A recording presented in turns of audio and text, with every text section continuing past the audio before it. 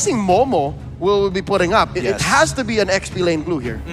Right now, Gideon, I just hope that Alucard just becomes a Malaysia thing, because Fredo starts off and then Orange, and then right now Team Toda bringing in the Alucard in the world stage. We keep saying Toda always brings in the What? What? You thought Malaysia was crazy, Philippines? They're looking down, they're like, bring it, bring crazy over. The word for crazy in Tagalog or Filipino is baliw.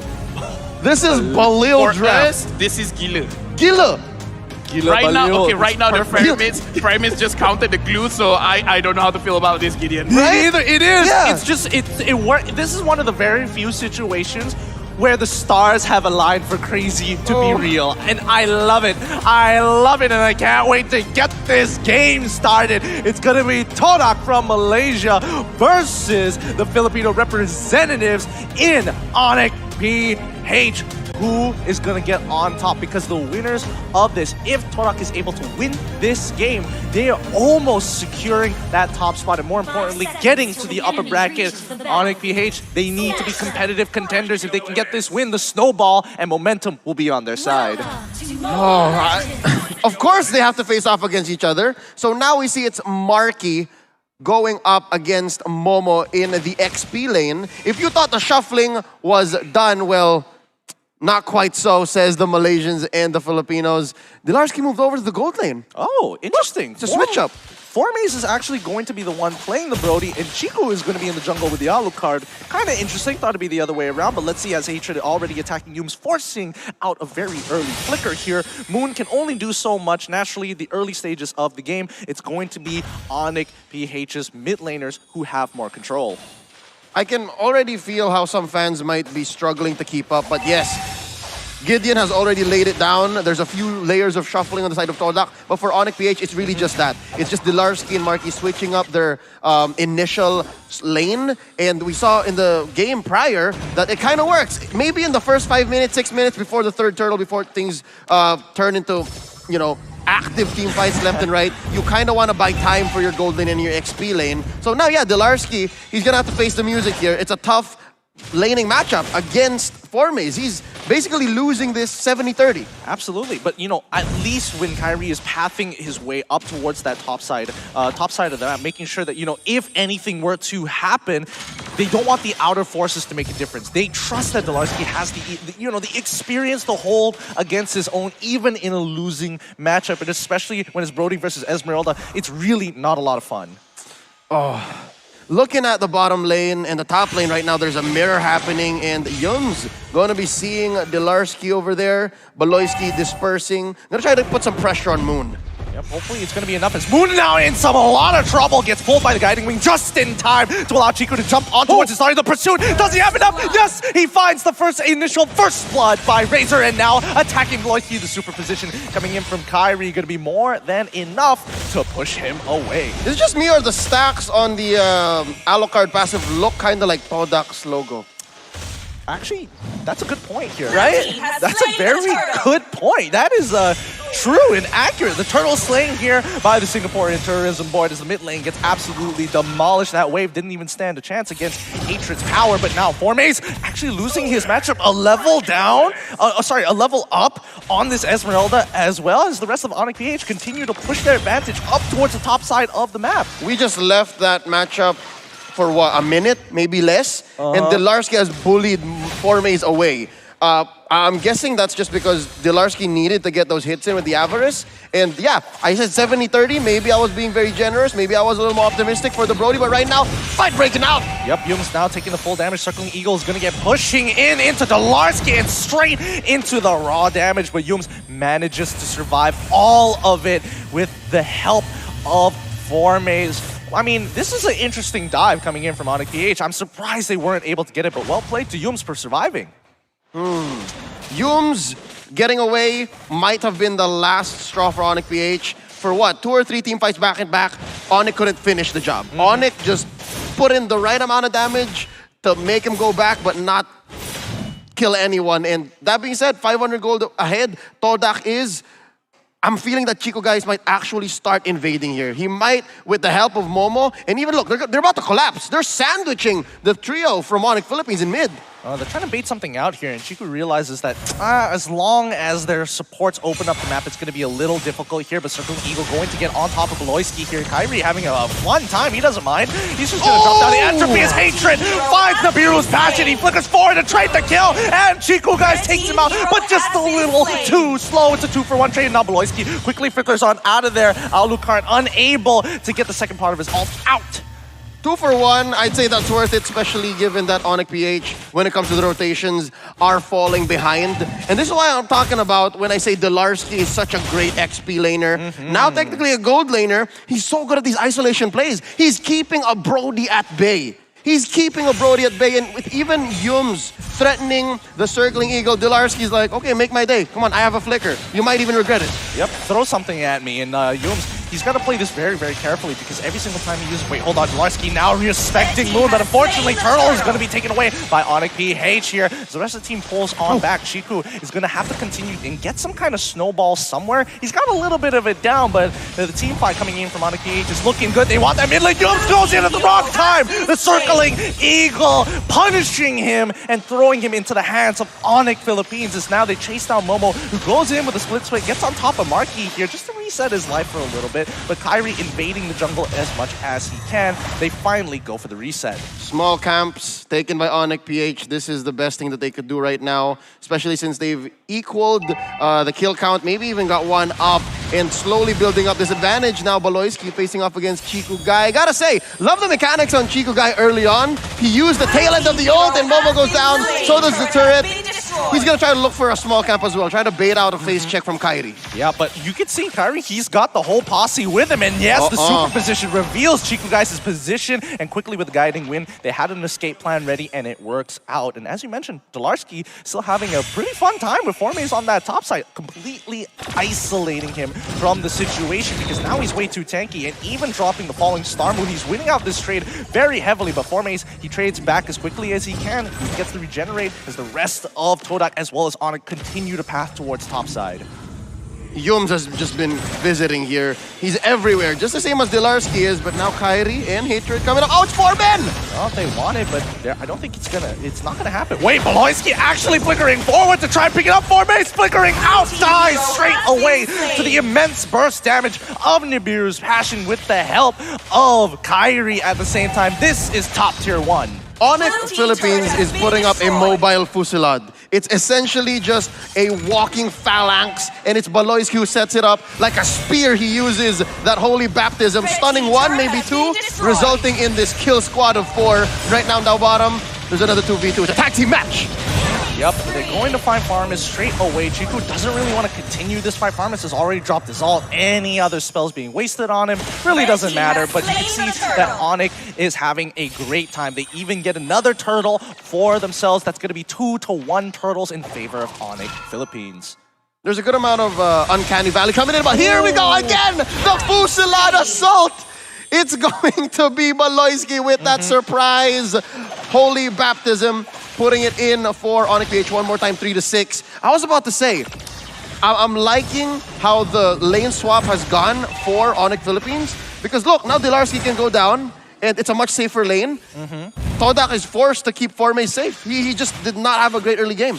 Yeah, I mean, Formaze, despite being a level up on, honestly, on Delarski for the largest, a good amount of time. I'm surprised that it has turned out this way for Onic. I thought, at the very least, not Esmeralda, but, you know, maybe the Beatrix as well, as just Kyrie will start controlling this game. And yes, it did, but not in the way that I thought. But so far, it's not looking good here for Todak as they desperately try to hold on towards their tier 1, managing to get the Fissures down to clear up that way. Beloyski will take the damage, but honestly, for me, I think Beloyski is making a significant difference here. Yeah, he earlier on was trying to help Onic confirm kills, and I guess this is more of a lethal Rafaela. It's less the Rafaela that just tries to save you this whole time. That's why I think Todak was ahead in kills, is because it's Onic who was also on the assault. It's also Onic who understood that they might have to be the beatdown. Now, my next question is, where's Marky gonna go with this Faramis? He's always just been going one-on-one against Momo, and so far, they've just always been playing an isolated matchup. Yeah, I think it's about scaling, possibly. What do you think, LaFell? Okay, so here's the problem with Team Toda. They should have gotten more kills earlier in the game because we can see that the damage from Chiku is very strong. Alucard is a very strong early game hero, but right now engaged on to Team Toda.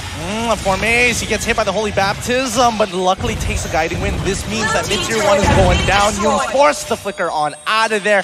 Onic PH continue to exert pressure and control over the map. Yeah, and just as I was saying, Team Toda, they do have scaling heroes. They do have the Brody as well as the Lunox, but they really should respect the Beatrix as well as the Nathan. They scale even better. So if they had a better engaged hero, maybe swap something out with the Matilda, like something like a Cho or something, but right now, Marquis is getting attacked. Yep, they just have to farm him as much as they can because he is going to be the weak link because he is directly designed for team fights and to counter glue for a large majority of this game. Yep, and I'm looking at Chico Guy. I'm wondering if he understood what his actual role is. Earlier on, I agree with LaFell. They should have made more of that opening. They should have made more of the fact that Chico Guy can bait out these team fights wherein Onic thought that they could win, but right now, obviously, that's not the case. Look at this, Chico Guy is out of position. He's so deep in that they couldn't even contest for Lord. Yeah, I think at this point of time, we have to understand that Chico... Wait, hold on. He's going straight on to Marky once again. Is he going to secure the kill? Yes, he does. And he's going to get out with the help of Yunus' guiding winds. But down on towards the mid side, towards that Tribe Rush, we're seeing that Marky is getting held hostage here. As Moon wants to get out. Brilliance is already popped in there. Just going to run him down. Beloyski doesn't want to continue any further. Calls the team to pull back. Focus on what's important. We got Lord. We don't have to force the situation. Because of that whole pull by Todak deeper into their jungle, a turret was taken down up top. I think that's a small Requiem, a small Recluse for Todak. Like, that's a lane push for free. Another one down bottom too, but yeah, this is a huge push by Onic up top. Yep, they have to try their best here. I don't think they're going to force. Here comes the Falling Star Moon coming in from Dlarsky. Momo tries to get in the middle. Nibiru's Passion has been baited out and split. You can see even the tiny little bit of glue is not enough. Dlarsky, whoa, that's a lot of damage coming in from both Chiku guys as well as Moon. We're seeing the scaling starting to come into effect here for Todak. I'm slightly frustrated with Momo. I think he should be diving Nathan and Beatrix, but he just couldn't find it. I don't blame him. It's just the way Onyx PH is playing. Beloyski's not giving him a chance, and again, Chico Guy is isolating Marky, finding him the weak link. But just the same, I think he's still playing his role. Yeah, I mean, that's the idea. Keep him distracted. Whoa, that damn Moon nearly exploding under the damage coming in from a farm is... I wasn't ready for that one. That kind of... that shook me to my core. It's not going to be easy as Dlarsky and Beloyski. Oh, they find it. 2 ults already being used, Falling Star Moon as well as the Holy Baptism. But this is Yunus we're talking about. He's building full tank. He can eat it now. Yeah, right now what we can see that Team Toda is doing, they're actually separating their own team, trying to play the side lanes, trying to slow down the game a little bit more because they want to take something from the Onic ID way of beating Onic Philippines. Wait it out. They will eventually make a mistake around Lord and try to capitalize on that. Oh, that's what we're talking about. Beloyski now getting attacked, falling in straight into Nibiru's Passion, but no important members getting caught in the fire against it. Hatred, I mean, he's doing a really good job here overall with these Nibiru's Passions, but so far, what do you think, Leo? Can Onic PH, what they should be looking for as Chiku now can't seem to get out of this situation. He's so deep into enemy lines and a great super position coming in from Kyrie to ensure that Chiku is going to be slain. That's one way of doing it. Chico guys got away with the whole, okay, I'll bait you out, surprise my old son. That's why he's gone 5-0 and X so far. But this one time that Onic just collapsed on him, he got punished. And that's a lot of gold, honestly. You shut down someone with 5 kills straight, that's a lot of gold. So that's explaining this 5k gold lead still by Onic despite going 7-7. And Delarcy's gonna catch the Circling Eagle. Circling Eagle's already used. The same goes for the Darkening coming in. Split fast coming in from Momo. They realized that after the position from Dlarsky flickering out of that was done, they couldn't get back on top of him. Onic PH, the name of the game for them right now is lane management. They just need to keep this in check. And just like the way that I'd say Cade drafted their victory against Onic, they had good coverage. Now they have much better coverage. I like how LaFell referenced how Onic ID defeated Onic PH earlier. That's what they did, but now I think it's on Onic PH's side, actually. There's 2 marksmen there. For crying out loud, 2 marksmen, and it's so much easier to force out these long fights, especially with Rafaela. Yeah, I mean, just look at the positions that they're playing from. Mid is getting pushed out. We have Formace down on bot side clearing up those waves. We're seeing that, Todak, they cannot look to always hard face check this because there's such pressure coming in from Onic PH's side. They want to play for this Luminous Lord, and I think it's going to be a make it or break it for either one of these teams. 39, oh, Holy Baptism on towards Yum's side, forcing him back. That's 2 ultimates down. This might be an opportunity for Todak, but no, they're going to completely give up this Luminous Lord. That was honestly faster than I expected. Did not notice that Onic PH was clearly present in bottom lane. That 2-man fusillade attempt was just enough to make Todak think that Onic PH was going to commit, and then poof, right from underneath their noses, Luminous Lord. Yeah, it's still pretty shocking here, but LaFell, now that before Lord gets anywhere close towards Todak's space, what can they do to turn this around? Right now, Moon has to step up. He can clear the lane very, very well. Same with Formace on his Brody. Right now, we're at 40 minutes. This is their time to shine, but we do have to see how Momo or Yums will try to set things up. I want to see more from Moon and more from Formace, and actually, Chiku just waiting just to get at least the Beatrix, and then they should be able to defend this.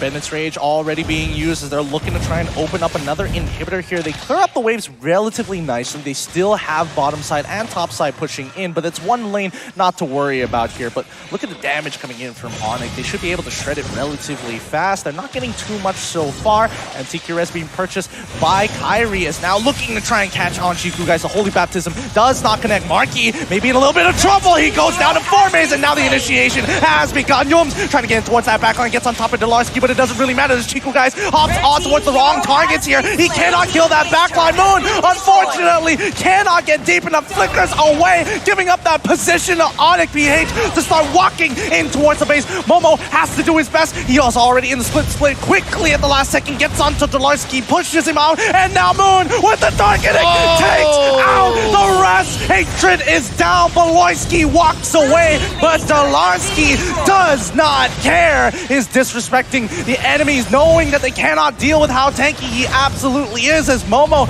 trying his best to hold on with anything. Yums will be able to come back up, but he cannot clear that wave. That this should be it here, and they know it. Yums can only do his very best, and Onic PH will savor these last couple of seconds. GG. Well played to the Philippines, Onic PH. Back to back, there were moments there where the crazy call, the play to stay and say, we're going to trade, we're going to force this, either on the defense or the offense, could have paid off.